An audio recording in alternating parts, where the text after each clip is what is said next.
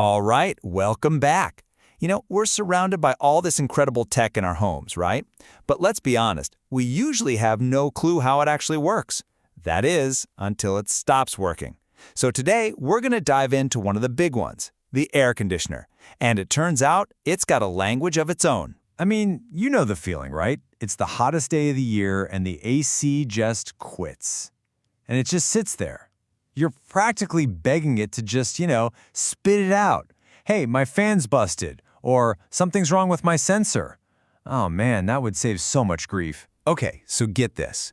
It turns out they are talking. They're basically talking to you all the time.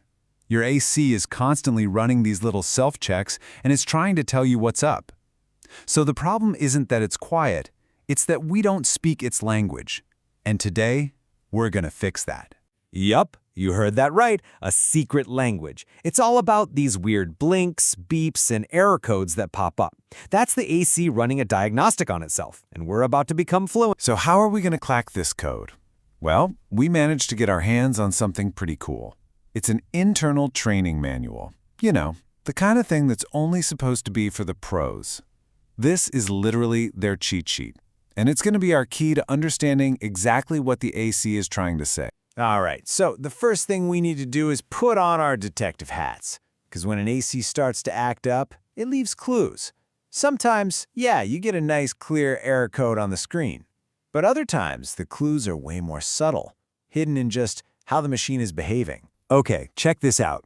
This is a perfect example of a failure that doesn't even give you an error code. The manual points out that if the fan inside starts spinning, but it's all jerky and stuttering, that's a huge clue. It means the fan isn't sending the right feedback signal back to the main brain of the unit.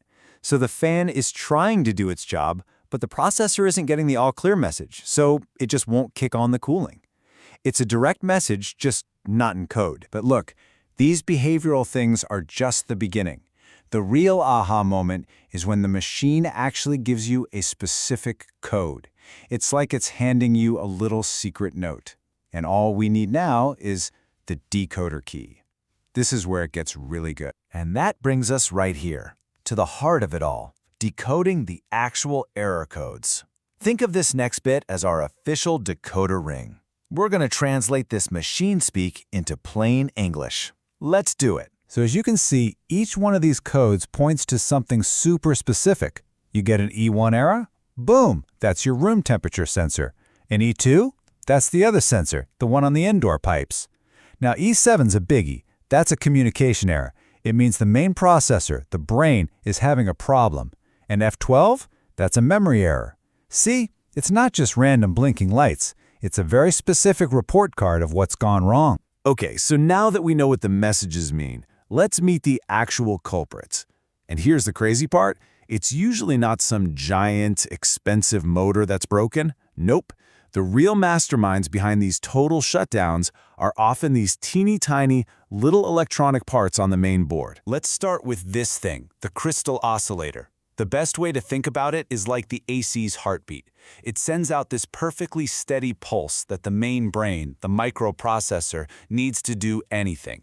If that heartbeat gets shaky or just stops, the brain can't think, so the unit might power on, but after a few minutes of just confusion, it'll give up and flash that E7 error we just saw. Then you've got the memory IC. This is basically the AC's short-term memory.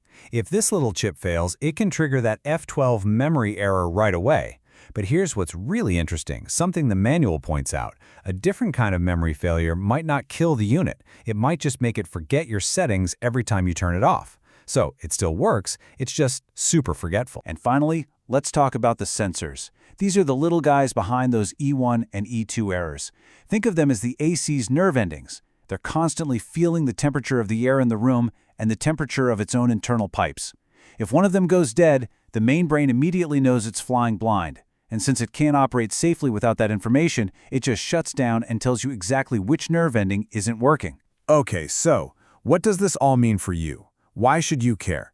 Because this is more than just a neat little electronics lesson. Understanding this stuff is actually a huge advantage for you. Really, the big takeaway is that your AC is way smarter than you probably give it credit for. Those blinking lights and error codes aren't just random glitches, they're specific messages, and they're often telling you that a total system shutdown is being caused by some tiny, cheap little part. And that's so powerful, because when you call a repair person and you can say, hey, my AC is flashing an E7 code, you've basically done the first step of the diagnosis for them, and that is going to save you time, money, and a whole lot of frustration. So there you have it. You've just learned how to translate the language of your air conditioner. It's not just a dumb, broken box anymore, it's a communicator. And that kind of leaves you with a final thought, right? What other technology in your life is trying to talk to you? Your car, your dishwasher, even your internet router. This language of failure is all around us. You just have to know how to listen.